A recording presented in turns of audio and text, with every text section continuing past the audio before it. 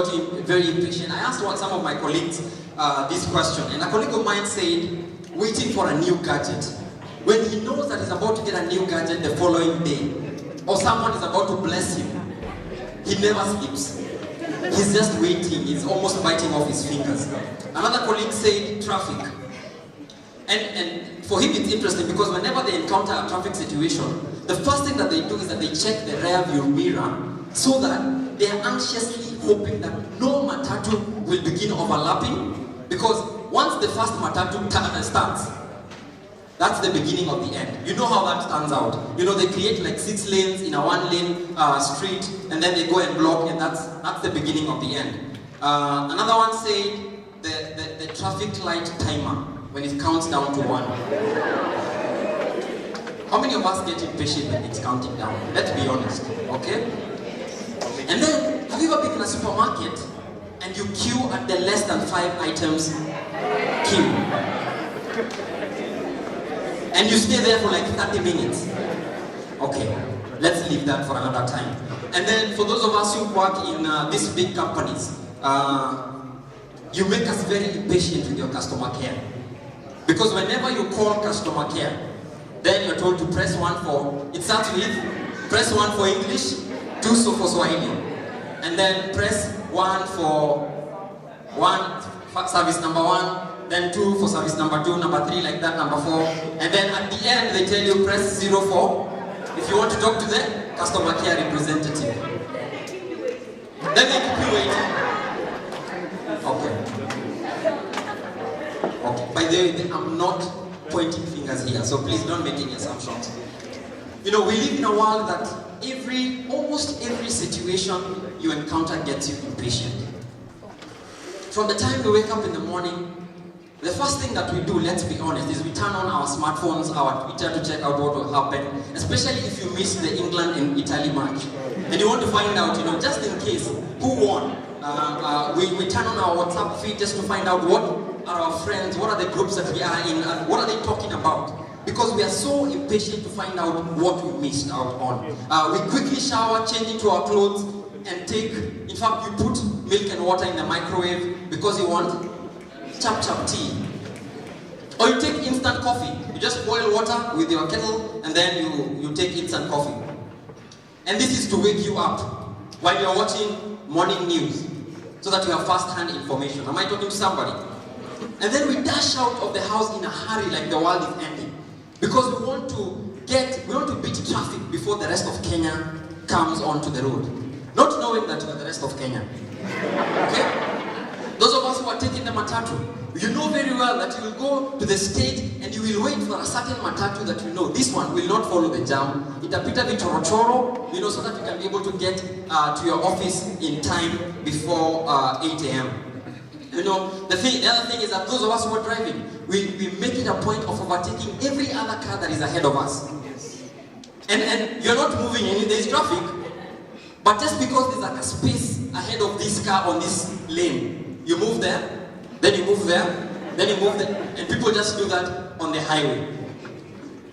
You know people like that. It's not you, by the way, I'm not talking to you. You know, and then here's the thing. You get to the office building, you walk to the lift, and then you start stabbing that lift button as if it will make the lift come faster. You get into the lift, go to your desk, and you have this task list of more than 20 things that you need to accomplish before the close of business. And then you switch on your computer, and you keep on clicking on the mouse as if it will make the screen come on faster. You know people like that. It's not you that I'm talking about. You know, and then when it gets to the evening, you've gone through the day at around 4 p.m. Track with me here. You start looking at the clock every other 5 minutes, just waiting for the time 5 p.m. or whatever time you're supposed to be coming out of the office gets there, and you want to dash out. For some of us who are in school, you're just looking at that clock wondering what time will this lecturer finish, so that I can just walk out. And then you walk out or you drive out into, then it's back to the traffic jam. You get home exhausted just in time to catch the evening news that nowadays is very depressing. All this time, through the day, we've had our smartphones on, updating our Facebook status about what a tough day we are having, checking on Twitter about what is happening all over the world, and so on and so forth. And you know what the strangest thing about this is? This is our daily routine. Okay? Every day of the week, this is what we go through. This is what majority of us go through. From the time you wake up in the morning till the time you go to sleep at night, it's just one thing after the other, one task after the other. This is the life that we live. The life in our metropolis where everyone and everything seems to be in a frenzied hurry. You know, even people, for those of us who have had the privilege of traveling across the region, you always hear them saying, especially the Ugandans and Tanzanians, they always say, Kenyans are always in a hurry. Is that true? Any Ugandan in the house? Okay. Every minute in our day is about move, move, move. It's about do, do, do. You know, if it is not instant that you can get it now, it has to be fast. Something has to be done very fast. And as a result, most people have developed what I call the TikTok syndrome. Because your clock is always ticking. Let me explain this syndrome further. TikTok syndrome is a husband sitting in the car and hooting for the wife to come out of the house. And the ladies say, okay, they are afraid because they are sitting next to their husbands. TikTok syndrome, for the parents, it's those who are always rushing the kids from one activity to the next, wanting to ensure that they have their weekend filled with activities. TikTok syndrome are all those who, when you are talking to them, they are constantly looking at their clocks, suggesting that perhaps, if you haven't seen my body language, I am suggesting to you that you should be finishing what you're saying. Or they take out their phone and they're always scrolling for something. You're having do you know someone like that? Okay, it's not you. But if you ask them where they are rushing to, they have nowhere they are going to. TikTok syndrome is that person who's always refreshing their social media status. And they know very well that they've done it just 2 minutes ago. In fact, right now they're refreshing.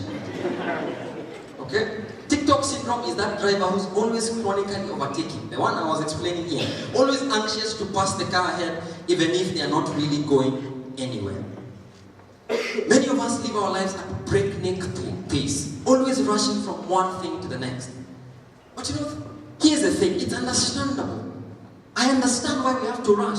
Because after all, we are managing jobs, we have hectic jobs, we have families, we have responsibilities in these families, we have a school life. Some of us are trying to juggle family, work, and also school. You know, we have side hustles. Almost every other person has a side hustle. We have relationships. You know, nowadays dating is a lot of work. Managing that relationship, it has to be managed. And then, like it's not enough, they've added for us the World Cup. And now we have to sleep late. What you already had was already too much. And then now there's the World Cup. Okay? We have a lot on our plate, and guess what? If we don't do it, who will? Is someone agreeing with me? Somebody has to do it. And from where you and I are standing, then I suggest to us that it's us who has to do the work that needs to be done. The responsibilities that we have. And so this state of life, this TikTok syndrome, this thing of rushing from one thing to the other, this thing of having always being busy, doing a lot of things from the time you wake up at 6 to the time you sleep at 10 or 11 in the night. This has become what we see as normal. But let me tell you this. Let me tell you what this norm has made us. And I explained to us that living under a constant state of rush has produced us to become very unattractive people. Let me explain. We go through life so fast, we have stopped being pleasant to others because we are constantly in a rush. Let me bring it home to us. You seldom smile because you always have this frown on your face because you're always rushed. So you don't even take time to stop and smell the flowers, to enjoy the moment. That even whenever people are partying, you just check into that party like this and you're like, so what time is this thing ending? You're always in a rush. You're called for a family meeting. And what is your response? Oh, okay, so it's beginning at? And what time is it ending? And this has become the norm for us. The last time you picked up your phone to just call your friend and say, hey, what's up? I'm just finding out how you're doing. In fact, we were laughing with Drew in the morning. You know the way men just greet one another. Hey, what's up? How are you? You're good? That's the default answer. You know, and then later on is when you remember that actually I'm not that good. You need to tell this person the truth. Okay? Even your children or your siblings know that if they want to speak to you, they need to say it quickly. Because you don't have time to stop and listen. When your mother calls you, when your brother, your sister, when your friend call you, they get straight to the point because they know that this person is a person who's always in a rush. You are just not the person they want to spend time with or share deeply with. This state of being in a rush all the time, this TikTok syndrome has made us be attractive to the society. The second thing that it has made us be is that we have infected those around us. TikTok syndrome is a terribly infectious disease. It quickly spreads out to people around you, and soon you'll find that everyone around you is infected. Let me talk to the bosses, the employers, and the parents here. You find that as an employer, what you do is that you are likely to employ people with a TikTok syndrome. Because you're someone who always works hard. You will likely employ people into your team who have the same kind of syndrome. And then what happens? That thing becomes infectious within the company. And even when they leave your company, they go and spread it elsewhere. For the parents, we find that we infect our children with this syndrome. And from an early age, we babysit them with smartphones, TV, iPads, PlayStation, so that even when they grow up, they have absolutely no clue of how to have normal conversation with human beings. Have you ever gone to a concert and you find that there's a crowd of young people? They're sitting together. They came together probably, but everyone is on their phone. Not talking to one another. They're having conversations on their phone. And they do not know how to disengage and just switch off from that place. Because this is how they have grown up. This is the world we live in. Where even at night, our clocks keep singing. Tick, tock, tick. And our stress levels keep rising and rising. So what do we do? How do we ensure that this frantic living, how do we ensure that this being in a constant state of rush does not take over our lives? How do we ensure that it does not increase our stress levels and pass on to the next generation? Because we are setting up a standard for the next generation. What is the cure for TikTok syndrome? And before I give us the cure, let me just say, if you're here for the very first time, we are going through our series called Winning. Don't let life stop you. And through it, we're taking a critical look at the patterns of life, the way we live our lives. And we're saying that we want to discover that God, His intention is for us to succeed. But then the way that we're living our life is probably we're setting ourselves up for failure. And in the first week, we looked at the Genesis principle.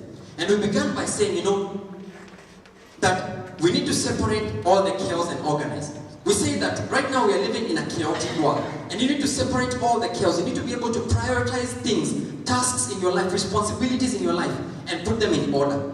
And then once you prioritize them, we move to the last week where we talked about the boundary principle. And we say that we need to set boundaries around these priorities. So that if it is your work, then you need to set boundaries at what point it starts, what point it ends. If it is your family, what time does it start, what time does it end? This is what we were talking about last week, and we say that to win in life, you need to draw your boundaries. And today we want to talk about something else very interesting. And over the past 2 weeks, we've been learning from God and from how He managed the creation. And today we want to learn from someone who had a very important job with huge responsibilities that should have kept him running 100% of the time. If we can learn something, then we can learn it from this person. And this person is Jesus Christ. Let's read Mark chapter 4, verse 35 to 41. Mark chapter 4, verse 35 to 41. If you don't have it, we'll have it projected for you. As evening came, Jesus said to His disciples, "Let's cross to the other side of the lake." So they took Jesus in the boat and started out, leaving the crowds behind, although other boats followed. But soon a fierce storm came up. High waves were breaking into the boat and it began to fill the water. Jesus was sleeping at the back of the boat with his head on a cushion. The disciples woke him up shouting, "Teacher, don't you care that we are going to drown?" When Jesus woke up, He rebuked the wind and said to the waves, "Silence, be still." Suddenly the wind stopped and there was a great calm. Then He asked them, "Why are you afraid? Do you still have no faith?" The disciples were absolutely terrified. "Who is this man they asked each other. Even the wind and the waves obey him. Now, if you read the section before the one we've just gone through, in Mark, the early chapters of Mark 1, 2, and 3, you'll realize that this story comes at the end of a long, busy season of ministry. Jesus had been all over the place. He was teaching the crowds in chapter 3. He was healing the sick. He was casting out demons. He was preaching to the crowds and teaching them about God's word, defending his ministry against the accusations of the religious leaders. This guy was busy. The crowds loved him. He was the trending topic of the day.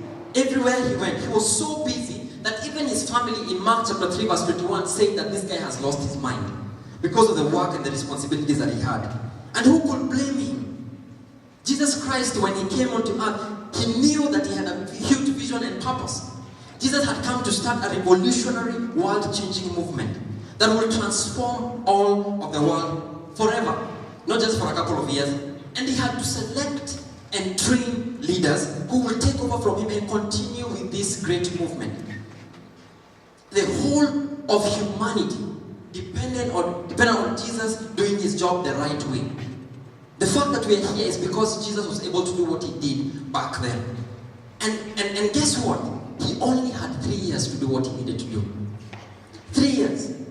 If ever there was a man who was under pressure, if ever there was one who needed to work overtime, this was Jesus.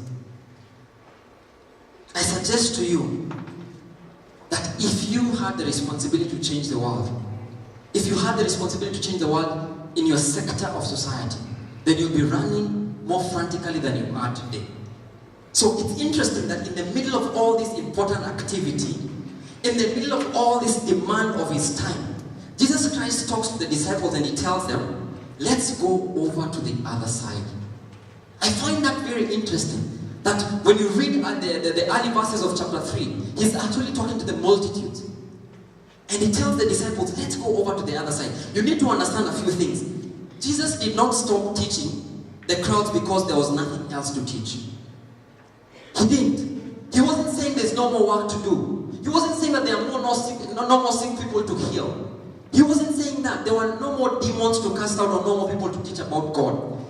Jesus made an intentional decision to withdraw. He made an intentional decision. He was saying, yes, the work may be unfinished. The people are waiting for more. But it's time for me to unplug and to do something different. And we learn a very key and critical principle from Jesus Christ today. And this is what we call today the Unplug Principle. I want to talk to us about the Unplug Principle.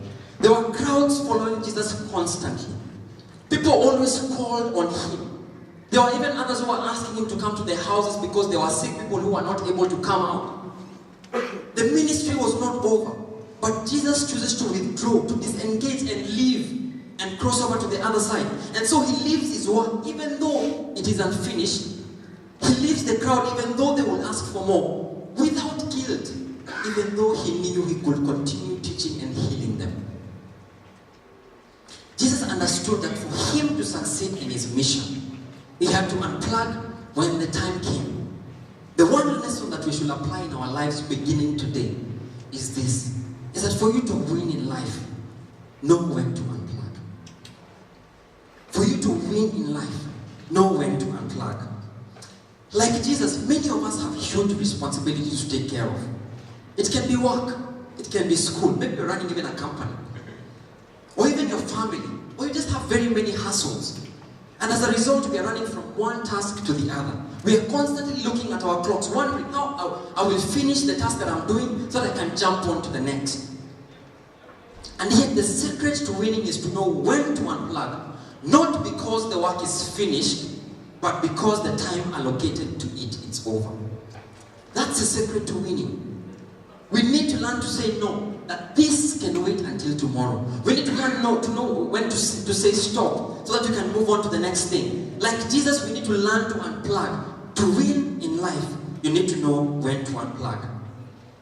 And some of us may ask and say, Pastor, I know, I hear you, but my work, the responsibilities that I have might end up in crisis if I removed myself from those responsibilities. And I say that I hear you, and probably you're actually right, you're very right. Look at Jesus. After he had unplugged, a crisis began. The sea rose, the boat almost capsized. The disciples panicked. Everything that could go wrong at sea was happening at that particular moment. And you can see them in the boat, Jesus sleeping on one end of the boat, and the disciples probably are on the other side of the boat. And they are frantic. And I'm sure probably this went on for a while before they called on Jesus. Also keep in mind that among the 12, who are his disciples, there were skilled fishermen. So I suggest to us that this is not the first storm that they encountered. But it seems that somehow this storm, they were unable to manage it in a certain way. Because they had skills on how to keep themselves from drowning. So it is true, things might go terribly wrong if you unplug. It is true when you say stop at work, things might go terribly wrong because maybe your boss will actually fire you. It is true that when you say stop to your school or to your studies, you might actually fail that exam. And I agree with you, but it doesn't end there. And here is the beauty about unplugging, and you need to get this, because unplugging allows you to come back with fresh perspective and energy. Let me explain that. Look at the disciples. They are frantic. They are scared. They've been at it for so long. Probably they were fighting the winds. They were trying to, every skill, everything that they've learned as they were fishing. Maybe they've done this, but now they have negative energy. They have negative energy. Even when they call to Jesus, it's not like they are calling on their Savior. It's not like they're calling with the understanding that this guy can actually save us. Read what it says. The disciples woke him up shouting. So I suggest to us, it wasn't like Jesus. You don't care that we're dying. You don't think that there's something serious that is happening here. I think it was something like, teacher, don't you care that we are going to drown? When Jesus woke up, and I love this, when Jesus woke up, he rebuked the wind and said to the waves, silence, be still. This is the beauty about unplugging. Because unplugging allows you to come back with a fresh perspective and new energy. When Jesus woke up, he didn't want to have a conversation with the disciples first. He first of all addressed the problem. And this is what unplugging allows you to do. That the minute you take time off whatever you are doing, your normal routine, when you come back in, then you have fresh perspective. And you're able to look at your problem, at your situation from a different light. To win in life, know when to unplug. We need to learn to regularly withdraw so that we can be rested. And when crisis comes, we can face it with a sober mind, without going into panic, without losing it like the disciples did. You have a crisis at work. You have a crisis at home. You have a crisis in your relationship. Then let me suggest to you that working overtime, burning the midnight oil, might not be the solution. Maybe you just need to unplug and then come back in with new energy and perspective. Getting proper rest allows you to come back with new energy that might help you to solve the problem much faster. To win in life, Mavuno downtown, know when to unplug. But then someone else might suggest and say, you know, Pastor, Jesus was Jesus. And I ain't Jesus. So I don't know what you're talking about. I don't know how I'm going to do it. He had the power to do what he did. After all, he could speak and it could happen. So maybe even after he crossed over to the other side, he can speak and it will happen. So how can I even practically begin to unplug from my daily routine? How can I even begin to do that? So that when the storms of life come, I have the capacity to take them on. Now allow me to share with you two simple things, but yet very critical, that I believe helps Jesus to unplug. The first thing that I see is that Jesus understood and focused on his purpose. And I say to us, focus on your purpose. He understood the reason why he was here. He understood his father's agenda for his life. His family wanted to get him away from teaching. In Mark chapter 3, you'll see that they were actually calling him to go away. But he knew what God has called him to do. At one point, the people of the nation in the city wanted to actually crown him king, because they believed that he's the one who's going to save him from the Romans, so that he can enter into the political career. And he understood that's not what I've been called to do. And he walks away because he understood that his agenda from God, the agenda that God had for him, was to seek and save the lost. He remained focused. When you do not know what your agenda for life is, You will run around every place. You will run around trying to please everyone with everything that you're trying to do.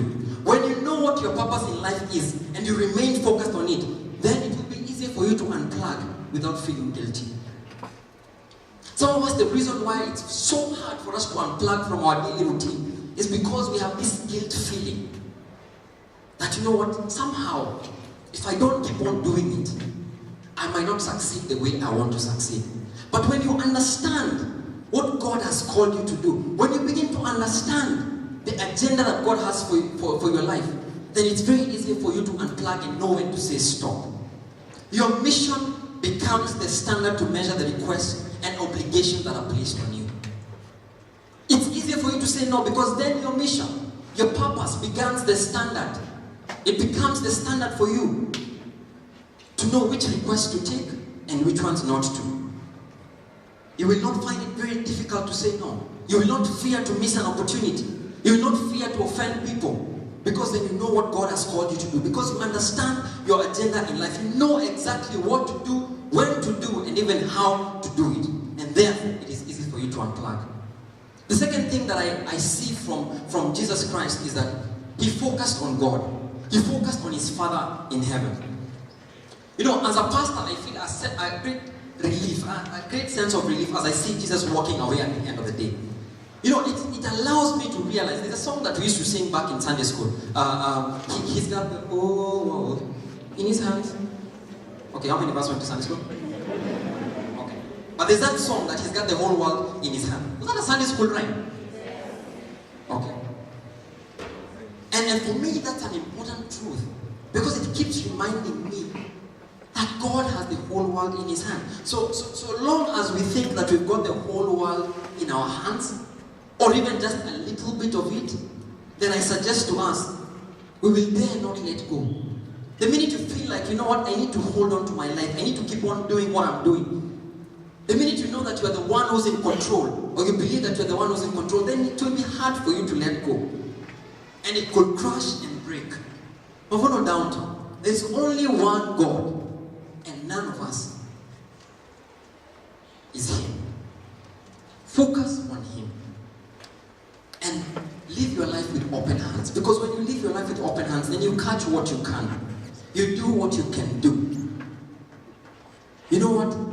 And the rest, if you cannot be able to do it, then I suggest to us you can actually apologize that I'm not able to do that. When you live your life with open hands, what you cannot do, delegate to other people. Because then you've understood what your mission, what your agenda in life, what is your purpose in life. Then you begin to live out your life in a way that you don't feel like you have to please everyone. To win in life, know when to unplug. You know, this message comes down to the practicals. Because I can keep on talking about what the Bible says. We can keep on learning about Jesus Christ. And I'm glad that we can pick this example from Jesus. Because as I said in the past few weeks, the way we live our lives is so critical that if we don't even learn from God himself and how he managed creation, and even Jesus Christ right now, then it will be a bit hard for us to win in life, in the various aspects of our lives. So this week I want to challenge us to do an exercise. Just for 1 week. Are you with me? Okay, just wake up your neighbor. Just nudge them a bit. In fact, tell them to win in life, know when to unplug. I want to challenge us to do an exercise that will help us to start unplugging. Because, in fact, what I want to call it hash unplug. Okay? Hash unplug. So I'm taking us back to social media. But just for 1 week. 1 week. Okay? Are you with me? I want to challenge everyone here to practice some radical unplugging. The first thing is this, because we cannot continue to be hearers of the word only. We have to be doers of God's word. We need to begin to apply God's word in this. So are you ready for the first one? Stop walking. Don't misquote me. Now I have your attention. Now I have your attention. I want to ask you today that this week, get to the office on time. If your reporting time is 8, get to the office on time.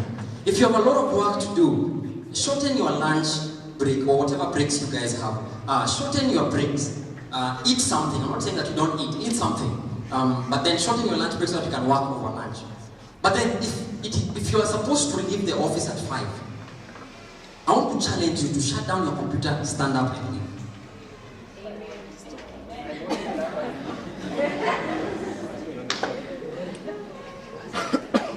Just for 1 week. If it is 5, if you're supposed to leave the office at 6, if you're supposed to leave the office at 7, if you carry your office around, then work from 8 to 5. Some of us, I know, we have many hustlers in this community. And some of you, your office is in your hand, is in your bag. But I'm saying to us, if it gets to the time that you're supposed to shut down, okay, let me see, how many of us are supposed to leave work at 5? 6. Okay, let me ask, between 4 and 7, how many of us are supposed to leave work between 4 and 7? And if you work shifts, then it's okay. You can just turn it around. You can turn your day around. But we get the point. If you're in school, that's a bit tricky. But I need you to stop. If your classes probably end at 8 or 8:30, can we say that by 9 you shut down? That's challenge number 1. How many of us are willing to try challenge number 1 just for 1 week? Okay, I have many hands. Challenge number 2. Please don't stone me. Switch off your gadget. All your gadgets. In fact, switch off all your electronic devices. Here's the thing. At 6 p.m.,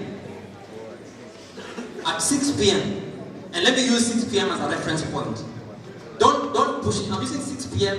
because that is the designated time by your employer or your employees. You designated that time to your employees. Don't push it because some of you guys will say, I'm supposed to leave work at midnight because that's your own time. But whatever the company says or whatever rules your business say, I'm hoping that you have rules in your business. Please do that at 6 p.m. If you get home probably at 6 or at 7, or let's say some of us even get home a bit late at around 8, switch off your gadget the minute you get into the house. Switch off your phone. Now, for those who are die-hard soccer fans, yeah, I had to go there. Here, not next month. I want to challenge you because here's the thing. Because I learned this from Jesus Christ. And I've said, to win in life, you need to know when to unplug so that you can come back into your life with a fresh perspective. I want to challenge you this week, just this week. Let's try this week.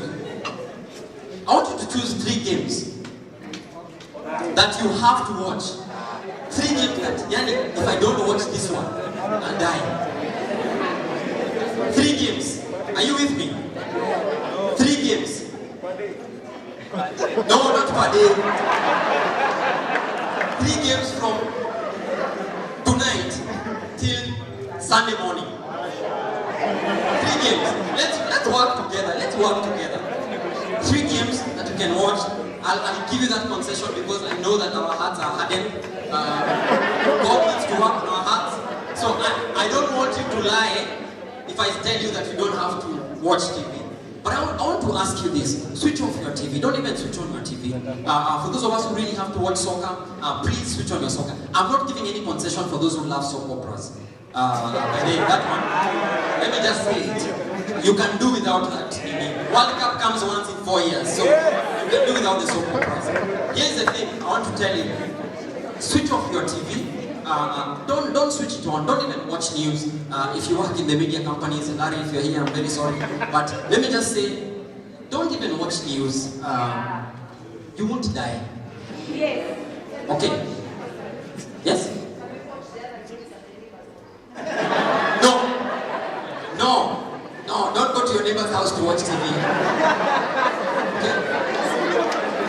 So, switch off all your electronic devices. Switch off your phone, your iPads, your laptops, your TV. Just switch off everything.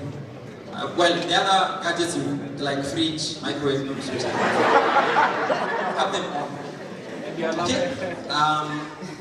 The third thing that I want you to do, because some of you are asking, okay, so now I've gotten into the house, no TV, no phone, what do I do? I want to challenge you to share a meal with a friend. And it's not your boyfriend or girlfriend, because you share meals like every other day. I want you to pick, some of you will have to scroll your phones, but I want you to pick a friend that you want to connect with. Share a meal with them. Invite them over to your house. And I recommend your house, if you are single, please, it has to be the same gender. Okay? Lest you say, oh, the pastor blessed me. So, I can invite the brother over to my house. No! So, let me say same gender, share a meal with them. Get to have a normal conversation. And I say normal conversation so that without the gadgets, the phones, the TV, because sometimes we have visitors in our houses, the TV is on, the radio is playing on one side, we are on our phones on Twitter, and we are having, it's so messed up. Let me challenge us. Can you just invite your neighbor to the house? Maybe you can have some nice music playing on in the background, something not very destructive. Don't listen to radio programs. Just maybe slip in a CD that you can probably listen to, and just share a meal with a friend. For the parents, I can suggest probably like a Friday night, especially if you have kids who have to do homework, so that even that Friday night you can be able to share this meal together with your children. Okay? So the first one is what? Stop working. The second one is? The third one is? The fourth one? Sleep. Commit this week to sleep for at least 7 hours. The whole week? A day. That's not for the whole week. Some of you guys are like, yes! 7 hours the whole week. No, just commit. This week, get to bed early. So for example, if you get to bed by 9 p.m., some of you guys, that's like 6 p.m. If you get to bed like at 9 p.m., 7 hours is actually until 4. Some of you guys can actually do 10 hours very easily. God bless you. But let me ask you to commit to at least 7 hours. Some of you guys, you're so used to sleeping for 3-4 hours. But let me challenge you, sleeping early. If you have to wake up early, wake up early. But at least do 7 hours. You know, and some of you probably you wake up because your body is so used to waking up early and sleeping very few hours. Why don't you keep a Bible next to your bed? That when you wake up in the middle of the night, take the Bible, read the Bible. If you have a small radio, don't switch on your phone. If you have a small, because now you'll start be like, okay, let me just check what's happening. But if you have a small radio, you can listen to gospel music, and then read your Bible, pray yourself to sleep. And it works sometimes. That came from a pastor. Wow. Let me throw in two. You really don't have to do this because we do this as the Mavuno staff team. We are privileged to have Monday as our day off. So when you guys have Monday blues, I'm in my bed, turning, tossing, enjoying the warmth of my bed. So not to make you feel bad, I just thought it's information that you might need to know. Just in case you call me on Monday morning and I don't pick up your phone, you know where I am. Okay? But here's the point. We usually have a Sabbath, and we are privileged for that. I don't know whether in your companies you can be able to have something like that. But if you can have a day where it's just for you, and it's not for you so that you can catch up with the movies and series. It's for you so that you can do something that refreshes you. And don't lie to me that Olivia Pope refreshes you. No. You know, read a book. If that refreshes you, if you need to sleep, sleep. If that refreshes you, because I do that. I make sure that I sleep during the day. The second thing that I can recommend, and it actually works perfectly for anyone, is that we usually have, in every 4 months, we have what we call a personal retreat, where it's recommended for every staff member to go away to a quiet place, a retreat center. We have many of them in the Karen area, the Catholic places. You go there for 2 nights. It's usually 2 nights and 2.5 days. You just go there and it's a nice place, quiet, your bed, and your Bible. No carrying the laptop, probably you have your phone, but it's just a time for you to be able to reconnect with what God, to unplug from what is happening in the daily routine and just go out there. Let me recommend that to you. These places are actually very affordable because I think per night it's about 1,500 in those places. It's actually very affordable. It's a nice place, very clean. The room is not as cozy as Serena or the other ones, but it's a nice bed and a table. And you just go there and it's time for you to pray.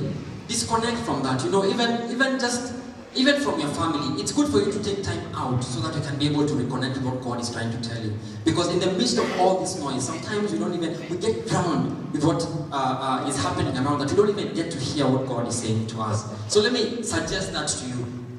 It's highly recommended. I'll recommend it because it's very refreshing. Whenever we go for that, every staff member comes back with a powerful story of just how there's so much rest that they've gone through even when they are there. To win in life, know when to unplug.